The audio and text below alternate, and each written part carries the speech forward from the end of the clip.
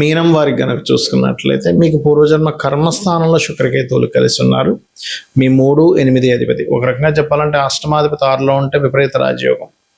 అది జన్మజాతకంలో ఉన్నా లేదా గోచారంలో వచ్చినప్పుడు కూడా విపరీత రాజయోగ ఫలితాలు ఇస్తూ ఉంటుంది. అయితే ఈ యొక్క కాంబినేషన్స్ ద్వారా మీకు ఎటువంటి ఫలితాలు జరగనున్నాయి? మీ పర్సనల్ చార్ట్లో శుక్రుడు కేతువు గనక కలిసి ఉన్నట్లయితే ఎటువంటి ఫలితాలు మీరు చూస్తారు లగ్నం నుంచి 12 భావాలకి కూడా అనేటువంటి అంశాలు చెప్తుంది నేనైనప్పటికీ చెప్పిస్తుంది సాక్షాత్ లలితామ్మ వారిగా భావిస్తూ ఆ లలితాంబిక అమ్మవారి యొక్క అనుగ్రహం మీకు పరిపూర్ణంగా కలగాలని మనస్ఫూర్తిగా కోరుకుంటూ, ఇక్కడ ఈ శుక్రకేతువులు 3, 8 అధిపతి 6వ భావంలో ఉన్నప్పుడు ఏమవుతుంటుందంటే, ఈ 6వ స్థానంలో శుక్రకేతువులు కలిసి ఉన్నందుకు ఎవరికైనా అప్పులు ఇవ్వడము, అప్పు తీసుకునేటువంటి విషయాల్లో, అప్పు విషయంలో ఇవ్వడం తీసుకునేటువంటి విషయాల్లోని కాస్త జాగ్రత్తగా ఉండాలి. అన్నదమ్ములతోని, అక్క చెల్లెలతోని, సిబ్లింగ్ వరుస వాళ్ళతో అనవసరమైన శత్రుత్వాలు ఏర్పడతాయి. మరియు అదేవిధంగా ఇక్కడ ఈ 3, 8 ఆధిపత్యం కలిగినటువంటి శుక్రుడు 6వ స్థానంలో కేతువుతో కలిసి ఉన్నందుకు ఈ యొక్క విషయం పట్ల కాస్త జాగ్రత్త వహించండి. మరియు మరొక విషయం ఏంటంటే, ఇక్కడ గమనించినట్లయితే ఈ శుక్రకేతువుల యొక్క ప్రభావం ఏదైతే ఉందో గుర్తుపెట్టుకోండి. ఈ 6వ భావంలో ఉన్నందుకు ఇది పూర్వజన్మ కర్మస్థానంగా చెప్తూ ఉంటారు. మరియు మనకి సర్వసాధారణంగా ఏంటంటే ఎనీ మీనలగ్న జాతకులకి తండ్రి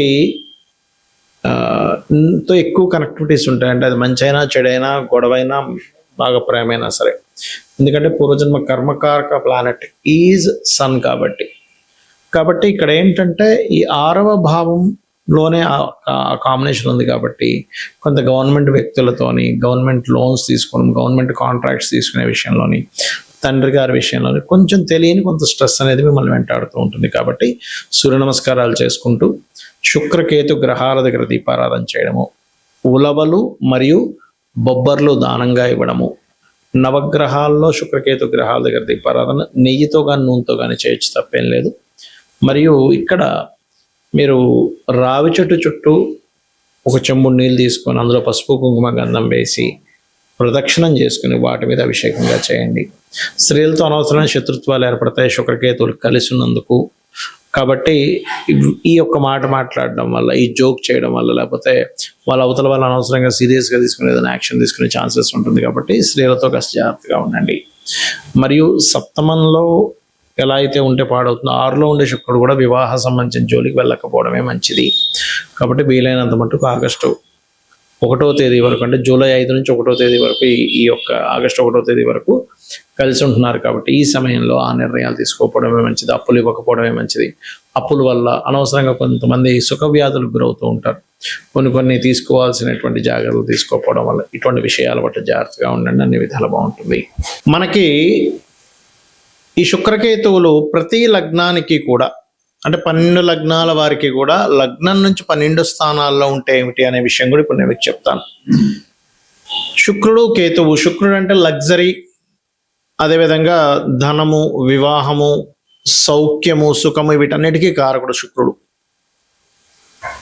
అదేవిధంగా కేతువు వైరాగ్యము, ఆటంకాలు, ఆధ్యాత్మికత, మరియు ఒక టాప్ పొజిషన్లోకి ఎవరు టచ్ చేయలేనంత పొజిషన్లోకి వెళ్ళిపోవడము, ఫ్లాగ్, ఇలా అన్ని చెప్తూ ఉంటారు. ధ్వజము అంటూ ఉంటారు కేతువుని. ఇక్కడ ఏంటంటే ఈ 2 గ్రహాల కలయిక ఎప్పుడైనా గోచారంలో జరిగినప్పుడు కానీ, మన జన్మజాతకంలో ఉన్నప్పుడు కానీ మనం చేయవలసింది ఏమిటంటే, ముఖ్యంగా లక్ష్మీ గణపతి ఆరాధన ఎంత చేస్తూ ఉంటే మీకు ఏ భావంలో ఉన్నా దాని యొక్క ప్రభావం ఉండదు. Point number 1. ఇక రెండవది, లగ్నంలో ఉందనుకోండి ఈ కాంబినేషన్, ఎందుకంటే 2 గ్రహాల కలయిక అనేటువంటిది అదొక యోగాన్ని క్రియేట్ చేస్తుంది. యోగము అంటే కలయిక అని అర్థం. మీకు రాశిలో ఉన్నది, లేదా ఒక రాశిలో ఒక గ్రహం ఉంది, అదొక యోగం. ఆ గ్రహం పలానా నక్షత్రంలో ఉంది, అదొక యోగం. ఆ యొక్క గ్రహం మరొక గ్రహంతో కలిసి ఉంది, ఇంకొంచెం బలమైనటువంటి యోగం. గ్రహ కలయికలు అనేటువంటిది బలమైనటువంటి యోగాలు. రాశిలో ఒకవేళ శుక్రకేతువులు ఎవరికి ఉన్నా, బట్ లగ్నాన్ని బట్టి కొంచెం మారిపోతూ ఉంటుంది దాని యొక్క ప్రెడిక్షన్ ఇచ్చేదాన్ని. కాకపోతే ఏంటంటే ఇక్కడ కొన్ని విషయాల్లో వీళ్ళు కొన్ని మెటీరియల్ లైఫ్ సంబంధించిన కొంచెం లగ్జరీ రిలేటెడ్ వాటి విషయంలో కొంచెం విముఖతగా ఉంటారు వీళ్ళు. అదేవిధంగా వివాహం విషయంలో కావచ్చు, కొన్ని లగ్జరీ రిలేటెడ్, కొన్ని సుఖ సంబంధించిన విషయాలు కొంచెం దూరంగా ఉండే లక్షణాలు వీళ్ళలో ఉంటాయి. అయితే ఇక్కడ నేను మీకు ఒక విషయం చెప్తాను. ఈ కాంబినేషన్ మీ జన్మజాతకంలో ఈ మహాదశ అంతర్దశ మీ జీవితంలో ఉండాలి. ఎందుకంటే అశ్విని, మక, మూల నక్షత్రాలు పుట్టారు, లేదా భరణి, పుబ్బ, పూర్వాషాఢ నక్షత్రాలు పుట్టారు. అప్పుడు చిన్నప్పుడు అయిపోతుంది, చిన్నప్పుడు ఉంటుంది.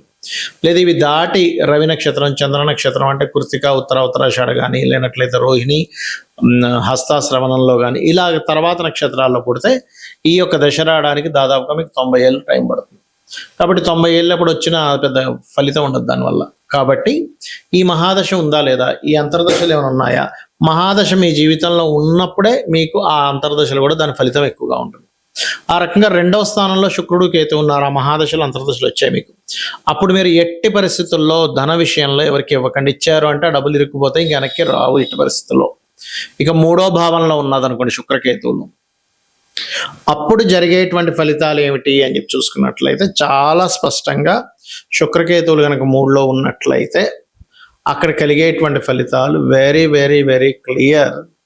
మీకు కమ్యూనికేషన్ రిలేటెడ్, స్త్రీలతోని కానీ ఎవరితోనైనా మాట్లాడుకునేటప్పుడు మధ్యవర్తిత్వంగా ధనం అంటే ఎవరికో మనం డబ్బులు ఇప్పిస్తున్నాం, మనం మధ్యలో ఉండి మనం సంతకం పెట్టాం చూడండి.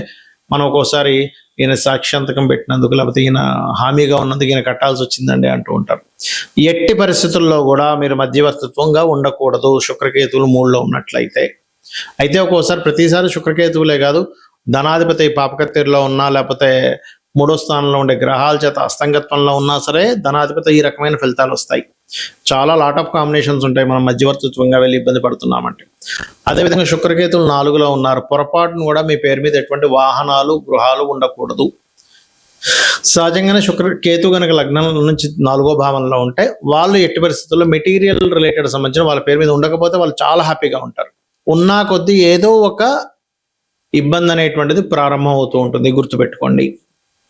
కాబట్టి ఇది కాకపోతే వాళ్ళ ఇంట్లో కనుక అమ్మవారిని నిత్యము పూజిస్తూ, గణపతిని పూజిస్తూ ఉంటే అది మళ్ళీ పాజిటివ్గా మారుతుంది. ఒక యోగం అనేటువంటిది కొన్నిసార్లు కొన్ని వాటి వల్ల అది పాజిటివ్గా కూడా మారుతుంది. ఎలా అంటే ఇప్పుడు ఒక వ్యక్తి బాగా చెస్ ఆడుతున్నాడు, చెస్లో బాగా నిష్ణాతుడు, అతను చెస్ గేమ్లోకి వెళ్తే ఆయన గొప్ప వ్యక్తి అవుతాడు. కానీ ఆయన వెళ్ళి మనల్ని క్రికెట్ ఆడమంటే ఆడలేడు. ఎందుకు? క్రికెట్లో ఓడిపోయినంత మాత్రాన, క్రికెట్లో లేనంత మాత్రాన అతను ఆ యొక్క జీవుడు ఎందుకు పనికిరాడని కాదు, అతనికి ఏ యోగం ఉందో, దేనిలో తెలివితేటలున్నాయి దాంట్లోకి వెళ్ళగలగాలి. ఈ యొక్క విషయాన్ని చాలా స్పష్టంగా చెప్పేది ఆస్ట్రాలజీ, గుర్తుపెట్టుకోండి. పంచమంలో ఉన్నాడు శుక్రకేతువులు.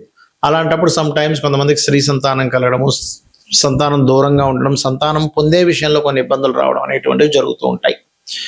అదేవిధంగా పంచమంలో ఉన్నప్పుడు ఉపాసనా మార్గంలో ఉంటే, అది కూడా లక్ష్మీ గణపతి ఉపాసనా మార్గంలో ఉంటే అన్ని విజయాలు జరుగుతాయి వీళ్ళకి. 6వ భావంలో ఉన్నప్పుడు ఎట్టి పరిస్థితుల్లో కూడా స్త్రీలతో, ఎందుకంటే ఇది స్త్రీ శాపం కింద చెప్తారు, స్త్రీలతో గొడవలు పెట్టుకోవడం కానీ, స్త్రీలతో అనవసరమైనటువంటి వీటిలో కానీ వెళ్ళకూడదు. వివాహం చేసుకునేటప్పుడు కూడా కాస్త జాగ్రత్తగా ఉండాలి, 6లో ఉన్నా 7లో ఉన్నా కూడా. ఇక అష్టమ స్థానంలో ఉన్నప్పుడు వాహనాల మీద వెళ్ళేటప్పుడు కాస్త జాగ్రత్తగా వెళ్తూ ఉండాలి. అతి వేగం అనేటువంటిది అస్సలు పనికిరాదు, గుర్తుపెట్టుకోండి. భాగ్యస్థానంలో ఉన్నాడు. ఎక్కువగా అమ్మవారి క్షేత్రాలకు వెళ్తే వీళ్ళ లైఫ్ అనేటువంటిది మంచి టర్నింగ్ తీసుకుంటుంది. దశమ స్థానంలో శుక్రకేతువులు కలిసి ఉన్నప్పుడు ఏమవుతుంది అంటే, వీళ్ళు చేసేటువంటి ఉద్యోగంలో కొన్నిసార్లు స్త్రీ మూలకంగా, అది స్త్రీకైనా పురుషుడికైనా స్త్రీ మూలకంగానే వీళ్ళకి ఇబ్బందులు వస్తూ ఉంటాయి. కాబట్టి అక్కడ ఉండేటువంటి స్త్రీలతో ఎటువంటి ఇవి పెట్టుకోకుండా చాలా జాగ్రత్తగా మీ పని అనేది మీరు చేసుకుని రావడం చాలా ముఖ్యం. ఒక్కోసారి సమ్ టైమ్స్ ఏమవుతుందంటే బాసే స్త్రీమూర్తి అవుతుంది అక్కడ. అప్పుడు ఇదంతా ఎందుకు ఉంటుంది? వాళ్ళేదో పని కట్టుకొని కావాలని చేయడం పక్కన పెడితే, వీళ్ళకి యోగం కర్మకారకుడు, అంటే పూర్వజన్మ కర్మ ఉంది, అంటే పూర్వజన్మలో వీళ్ళు ఏదో స్త్రీని, ఆ యొక్క జీవుడిని ఏదో అన్నారు, ఆ కర్మ ఈ రూపంలో వచ్చిందనమాట. లాభస్థానంలో గనక శుక్రకేతువులు ఉంటాయి, వీళ్ళు స్పిరిచువల్ రిలేటెడ్ సంబంధించినవి కార్యక్రమాలు చేయడానికి బాగుంటుంది, కానీ ఫ్యాషన్ రిలేటెడ్ సంబంధించిన విషయాలకు మాత్రం ఇబ్బంది వస్తుంది. అలాగే మరొక విషయం ఏంటంటే, ఇక్కడ గమనించుకున్నట్లయితే, ఇక్కడ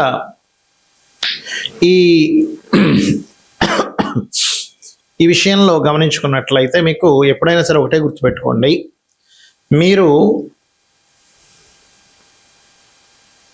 ఈ యొక్క విషయంలో అంటే ద్వాదశ స్థానంలో ఎవరికైనా ఉంది, సహజంగా సింగిల్గా శుక్రుడు ఉంటే చాలా మంచిది. ద్వాదశంలో అన్ని కంఫర్ట్స్ అనుభవిస్తాడు, తండ్రి యొక్క ఆస్తి వస్తుంది, మంచి జీవిత భాగస్వామి వస్తుంది, జీవిత భాగస్వామి ద్వారా సుఖపడతాడు కూడా జీవుడు. కానీ ఎప్పుడైతే మీకు ద్వాదశంలో కాకుండా ఏకాదశంలో శుక్రుడు ఉంటే మంచిది కాదు. ఇది ఒకటి. అయితే ఇక్కడ ఏంటంటే ద్వాదశంలో శుక్రుడితో పాటు కేతు ఉంటే మళ్ళీ మంచిది కాదు. ఎందుకు? అతను ఇవ్వాల్సిన సుఖాలన్నింటినీ కూడా ఈ కేతువు బ్రేక్ చేస్తున్నాడు. ఇది బాగా గుర్తుపెట్టుకోండి. ఇది చాలా చాలా ఇంపార్టెంట్ అయినటువంటి విషయం. అలాగే ఈ యొక్క గ్రహస్థితులు ఎలాగున్నప్పటికీ కూడా మీరు అమ్మవారి ఆరాధన, లలితా సహస్రనామాలు, అందులో ముఖ్యంగా ఈ శుక్రకేతు కాంబినేషన్ ఉండేటువంటి వారు ఒక నామం, 2 నామాలు కలిపి కనుక లలితా సహస్రనామాలు చేసుకుంటే అద్భుతమైన ఫలితాలు వస్తాయి. ఏమిటది అంటే ఓం కామేశ్వర ముఖాలోక కల్పిత శ్రీ గణేశ్వర ఓం శ్రీమాత్రే నమః. ఇది కనుక మీరు చేశారు ఖచ్చితంగా బాగుంటుంది. లేదంటే మాకు ధనస్థానాల్లో ఉండి చాలా ఇబ్బంది కలుగుతుంది అనుకునేటువంటి వారు ఓం సంపత్కరీ సమారూఢ సింధుర వ్రజ సేవితాయే నమః.